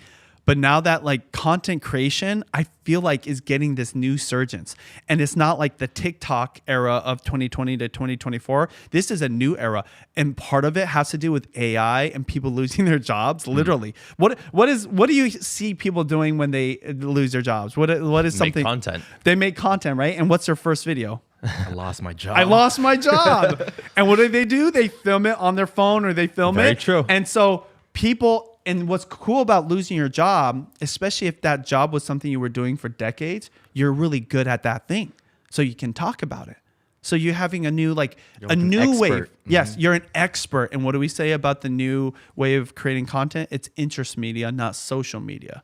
So like even like remember, just people were buying less and less cameras.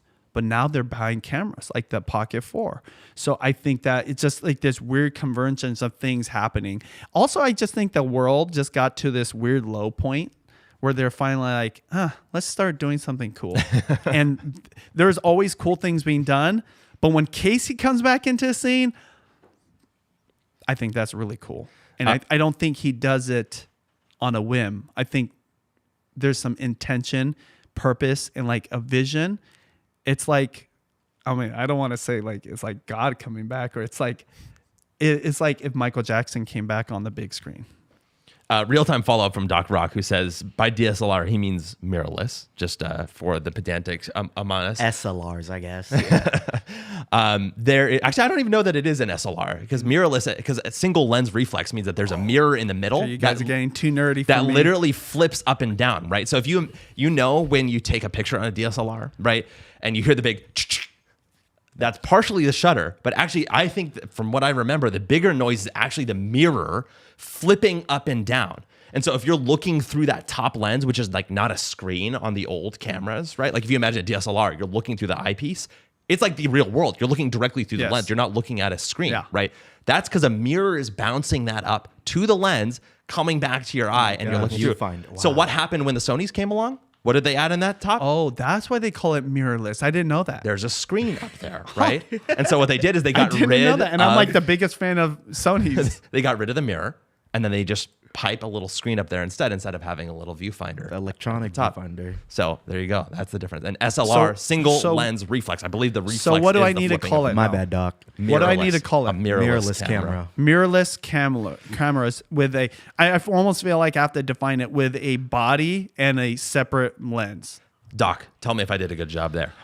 You may have missed that I said that there was actually 2 leaks because we got so into the depth of this. So we got the first leak, which of course is not really a leak anymore because DJI is posting this thing. By the way, the interesting news here, the 4 Pro is confirmed. It's not just an idea anymore. It's 100% confirmed now. Here's what it might look like, though, for those who missed this second leak.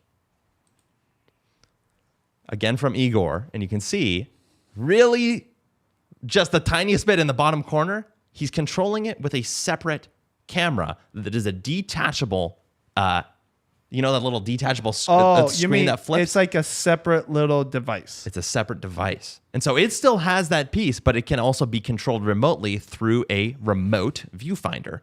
So this is a good example. The reason I put this in here is because I had a premonition, Benji, that you were going to say, they're adding things in here that are kind of weird.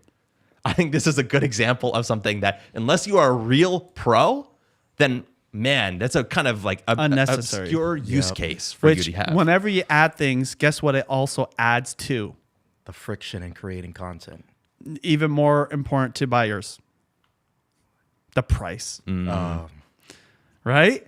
Like with the Pocket 3, you get just really what you need. Everything, including the tripod, the microphone, all that. You get it into a nice compact thing. You want to know my first thought when I see a separate little thing? What's my first thought? Something to lose. like the DJI Mic Mini, right? Just like that. Easy I to lost lose. it. A funny story that Matt gave me the Mic Mini, right? He gave it to me, and it even says "Hey" on it. He put like a sticker. It says "Hey," and like that was his thing. And I didn't take it off. I don't know how he felt about that, but I was like, "Hey, that's kind of cool." We do it because we're covering the light and the DJI thing, so that when like people at Costco look at it, they don't think DJI or anything, right? They're just like, "Oh, that's whatever. It's just like a clip." Anyways, I lost it, and I was afraid to tell him, but I'm honest with him. Like, yeah, I lost it. Yeah, it's probably stuck to some piece of metal underneath your car or somewhere, right? So he knew that's easy to lose. Yes, yeah. So as a creator, that's what's so great. Here, give me that camera. That's so great. That's what was so great about this for me and Judy as vloggers. Why arguably we were able to vlog so much, because there was nothing to lose. Yes, exactly. It's just this whole thing. We didn't even know you could like charge these with a cable. We always had the battery, right? We'd take the battery out and then put it into like a charger. And so that was a charger that not necessarily you would lose, but you'd forget when you're on the road. We didn't know you could charge these up. Okay, so my point is this. I think the Pro is such a huge temptation for DJI. They had to do it because they wanted to go into that market, and they wanted to give people like me and Matt a reason to buy another camera, right? Because they can make more money off of it. but I actually don't think it's going to have the same, is it zeitgeist or the significance of the Pocket 3? Yes. Because it's not going to be as affordable, because it's going to be too complex.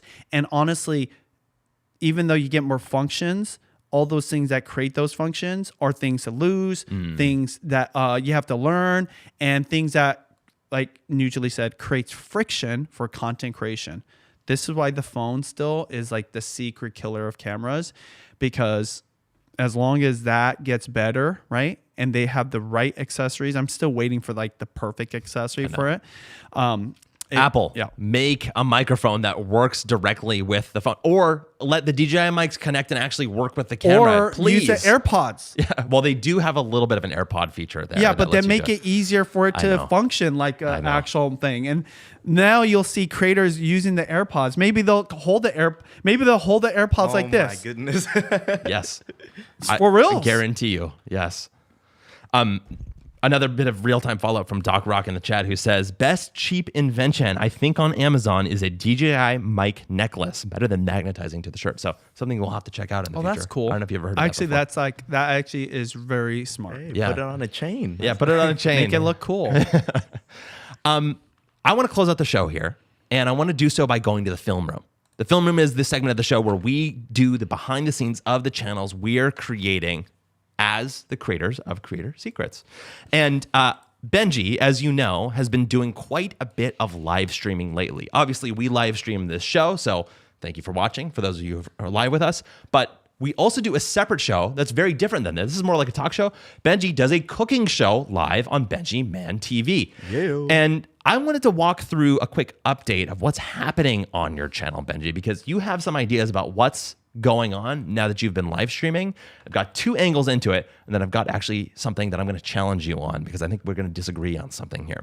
Yeah. So, well, by the way, I'm looking. I think you don't have the updated stats. I don't. You don't have the updated images, okay? Because it's way cuter. I don't know if it's too late to add, but I'm gonna send it to you anyways. Please send it to to me. me. Go ahead. Let's go into it. So the other day, we ran a live stream on a Monday. Now, why is this important? Because for those who don't know and who don't watch Benji's cooking show, in the beginning, we started a cooking show that we did weekly on Benji's channel on Tuesdays in particular. You'd live stream at about the same time every single week on Tuesday nights, where you were cooking dinner for your family. Yeah. And so every week there'd be a slightly different recipe, a slightly different angle. Honestly, sometimes it's just the same recipe, but a different week, right? And what we noticed is that your numbers were going like this. They were going up over time. Well, pretty recently, we had to change that because Nuccioli, man, he's just a busy guy. Yeah. In demand. In demand. And so we moved that to better work with everybody's production schedule to Fridays, which is when we do a lot of other production like this.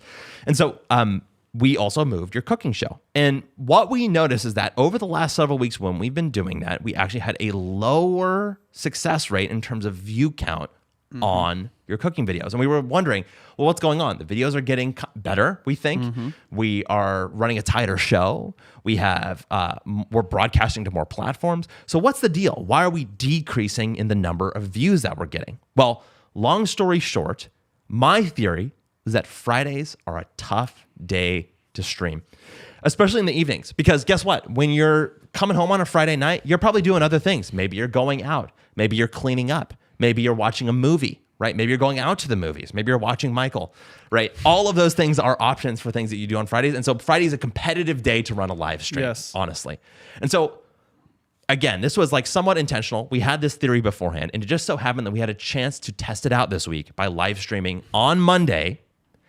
And this was what we noticed. So here are the updated, here's the original image that you sent me, Benji, in the thing. Usually you can make this big so that way it's easy to see for everybody. Right after the stream, this is the first 7 hours, it was 2.8K views on the horizontal live stream and 4.3K views on the vertical live stream. Benji, I know you have the updated numbers in front of you. Do you want to read them to me as I try and pull up the actual visual? This is also a kind of quick takeaway. So the horizontal one is at 4.5K views. I'll put this on the screen. And the vertical version is at 4.8K views. So it's gone up a little bit on both of them. Horizontal is more powerful, I think, on the evergreen on demand post view count. Yes. And then, of course, the thumbnail, you guys can't see this, way cuter. It's, when I say way cuter, by the way, what's not cute is we used an old thumbnail from another live stream. I didn't realize you just stole from an old one.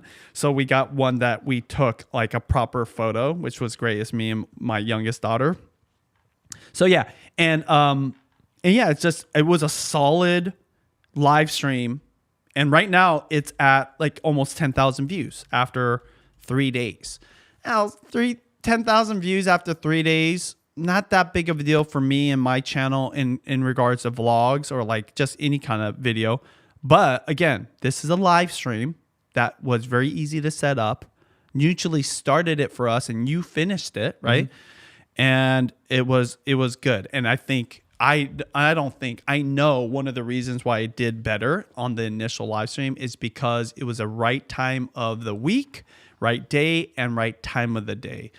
So that's part of it. And I guess the bottom line takeaway, in my opinion, is that because of that day that you were actually broadcasting, because of the habits of your viewers, we found more success not only after the live stream, but also in the long term a little bit as well. Mm-hmm. Any other takeaways from this, Benji, as we look at this in terms of what has been changing just for you? Just do it more. Yeah. Just do it more on the right days.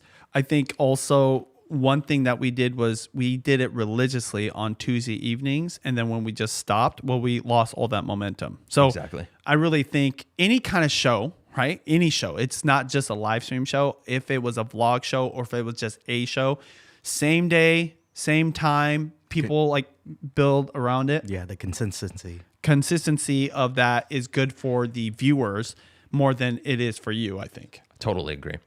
There's one other thing that I want to talk about as it relates to your live streams, which is the thing that I think that we're actually going to disagree on. Because one of the things that you showed me recently was a breakdown of your audience demographics. Now, for one vlog. But let me give some context here. For the longest time, your demographics looked a lot like your demographic, if that makes sense, who you are, Benji, right? In terms of age and everything like that. And what that means is that the people who are watching you were very similar to you, which makes sense. I think we all experience that on YouTube. If you're a younger person, you probably want to watch younger people most of the time. Not always, but most of the time. If you're an older person, well, you probably relate to someone who's older on YouTube a little bit more. And if you are a listener to this show, you'll know that one of the big weird things that has been happening lately is that when Benji live streams on a vertical YouTube Shorts platform, he gets a much older audience than he usually gets on his videos. And so one of those examples of that maybe you've seen a similar graphic to on this show before is something that looks like this. This is an example of a video that Benji posted that was a live stream that was a vertical piece of content on the platform. I mean, is this the one I shared with you recently? Maybe no. This is me cherry picking from a vertical live stream. Yes. Here, what you'll notice is that it's pretty even everywhere from 25 through 64. But as soon as you hit the 65 and up, it like skyrockets. It's like at 40% of the people watching on the vertical live stream format are watching your videos, which is just like weird. It's like an unusual thing. Now, one thing that happened recently, though, is that you shared with me something that wasn't a live stream, something that was a horizontal vlog that you posted, and its demographics looked like this. Now, I'm going to come back to this in just a second, and what you'll notice is pretty even across the board, everywhere from 25 through 65. But I wanted to show an example of a vlog from further back that's more like what your traditional, it still is actually a little weird, but it's more like what your traditional demographics that's look like. I mean, that's been our life for 15 years. So this is an example from, I think, 10 months ago of a Costco vlog that you posted to your channel. And it has the total inverse view of the original one that I sent you. So 40% are 25 to 34, 27% are 35 to 44, etc., and it decreases all the way down to 65. By the way, 65 plus, 7% of viewers. So nothing to sneeze at, but very small in comparison to others. But, you know, that vlog, how much does it cost to whatever? I bet you it got a lot of views. This one did get a lot of views. 7% probably ultimately more than the other ones, but still, it represents a lot less than the live stream in terms of proportion. So going back to this recent vlog that you posted, you can notice the statistics look a lot different. And here's the commentary that Benji gave me when he sent this. I think my live streams are changing my demographic for my channel. Here's what I'm going to say. I actually disagree with you, but I want you to give your case first. Because I've never seen this on a on-demand vlog upload. Explain to me, though, before you say that, what does it mean that your live streams are changing your demographic? I believe the live streams are getting me discovered to new viewers. Because guess what? I'm also seeing some subscribers come in, right? Additional subscribers. And the algorithm is starting to put out my vlogs. In this case, I believe starting to put out my vlogs to a newer audience. This one that's discovering me, or people like those people that are discovering my vertical live stream piece of content. Because again, I've never had it this even before. The only thing that would suggest why it would skew it more evenly compared to like what I'm used to, which is like it would be heavy 35 to 44, maybe even more 25 to 34, and then you're going out 18 to 24, and then 14 to 54, and then 55 to 64, 65 plus would be such a huge minority. It's like starting to go neck and neck here. That's why I'm saying now anecdotal, because this was just one vlog I uploaded one time in the last 7 days. Let's see what my next vlog does, when I upload that, because I do have one planned for the next week. If I see this again, I would double down on my demographics are changing, because my live streams are helping me to get discovered by new audiences that maybe are starting to watch my vlogs. Here's why I disagree with you, because guess what? I have seen this before. This is also from 10 months ago. This is the best Costco deals in December. Actually, this is not 10 months ago. This is 4 months ago. Or 5 months ago. Best Costco deals in December. And what do you notice about this graph? It actually tilts a little bit. Now, I will say we were live streaming back then. This is before then. Oh, was it? Really? I think it was like either right before or just before. We were not live streaming vertically too, by the way. So to me, what this actually says is something broader about your channel, is that your channel's topic is getting you a new demographic overall. And now maybe the people, because I'll say this, on your vlog channel, what you're focused on most of the time is the demographics that are watching right away. The ones who are getting the content early, right? Yeah. When it's like one of those like 3 that show up on your like YouTube Studio app. Over time, I bet you these things tilt a little bit, right? As it goes going towards that older demographic. Towards the older demographic. As time goes on. To me, it makes sense, because at Costco, you'll see all sorts of ages shopping at Costco. And because Costco is a big topic on your channel, I think that you have slowly garnered more interest from an older demographic over time and didn't even realize it. Now, what this does to me is it actually flips the script on its head. I don't know that this is true, but my theory is actually the other way around. Not that your live streams are earning you a new audience for your long form videos, but that your long form videos actually broaden your audience overall and make your live streams more successful with that demographic because you're already reaching them. Oh, now that would be new. I agree with that. So if that's the case, if my videos initially are being served to my audience, which would make sense, because the core audience is my family vlog channel audience that are also subscribed to me, that are a fan of food and interested in me shopping or cooking, right? So yeah, they would watch it in the initially. But what do we know about YouTube videos? They can start getting views even after the first week. It could be 3 months from now. It could be a year from now. It's the algorithm, the lazy one kind of chipping away. Yes, not the lazy one, the hardworking one. But it's like slower, right? Yes. Finding those new audiences. And that's kind of the power of interest-based vlogs, right? Where you follow the 3 T's. A theme for your channel, topic and takeaway for your vlog versus vlogging everything, and then telling stories that are relevant to it. It can serve somebody that has no context with you, that doesn't care about subscribing to you, but they're interested in what you're talking about. So that totally makes sense. And like everyone wants to shop, but I told you I've been getting approached by It's Judy's Life fans. Yes, yeah. And oftentimes they're older. Oh, I didn't know that. That's interesting. Older, like 50s, 60s. And I guess to me, that's the ultimate takeaway is that I don't think there's any way to prove which direction this is going on, right? Like you could be right or I could be right. I was just presenting other alternate information that changes the perception a little bit. The ultimate takeaway is that these people are building that type of connection with you because you're going long. You're making long vlogs. You're live streaming for a long time, and you're doing both consistently. Yeah, you can't look at just one demographic, one time. I'm glad you brought up this other stuff because there's so many different variables. Another thing that's impressive too, going back to my pizza one, and I know we want to end this soon. Let me tell you what the AVDs are, okay? Yeah, so, tell me. Like the cooking pizza live stream that I just did with Nutrily about 3 days ago, the horizontal one, after a few days, it takes a few days for like the stuff to settle. What do you think it is? I'm gonna guess 20 minutes. 15 minutes, okay. 41 seconds. Okay, for the horizontal one, and then the vertical one.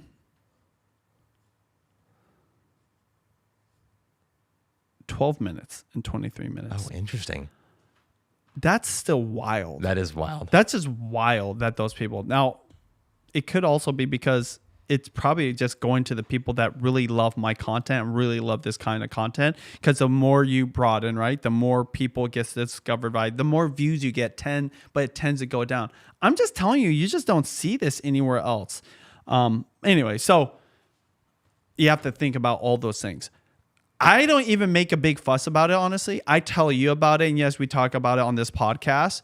I'm more curious what would happen if I'm really consistent, did 3 to 5 live streams a week. What if I did do more vlogs, which is hard for me to do. Yeah. I know that's an excuse, but this is why I coach other creators. Like, yeah, the volume game, because of course we talked about John Cortese, 7 Instagram videos a day. Minimum. Those are minimum, okay? And it's always top of mind. It's always on the top of people's feeds.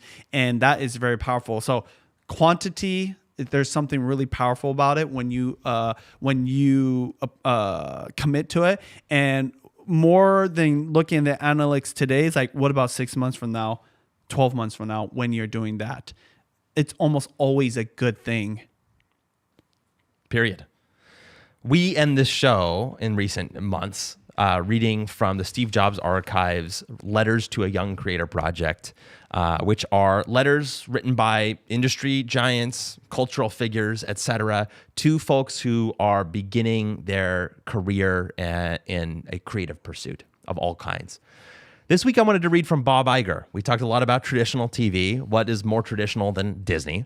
And Bob Iger is a complex figure, I'll say that much, but I think that there's some things that we can learn from him. So here it goes from the Steve Jobs Archive, Bob Iger. Dear SJA Fellows, creativity in its highest, most perfect iteration is the result of pure human effort, fantastic execution, and at times, great luck. It's almost as though the heavens conspire to create magic and wonder. Extraordinary acts of creative excellence can touch hearts, inspire and inform people, promote understanding, create joy, and enable shared common experiences and connect people with one another. It is also critical to appreciate that creativity cannot be reduced to math or science. Algorithms and data will never tell us what to make. Given that we are awash with data, it is tempting to ask it to answer all our creative questions. It won't, because it can't, and we shouldn't try. Second-guessing creative decisions is a perilous endeavor. Learn from creative mistakes and never second-guess why things were made. Instead, ask how they could have been made better.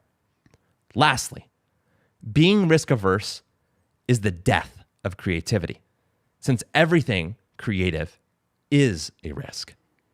Your own curiosity will fuel the journey you are embarking on. May it provide you with boundless adventure, excitement, and fulfillment. Bob Iger. Any last thoughts, Benji? Effort. That's the one word I got from all of that. That's what leads to the creative miracle. As always, thanks to the students of Vlogging Academy, and thank you so much for listening. We'll see you next week.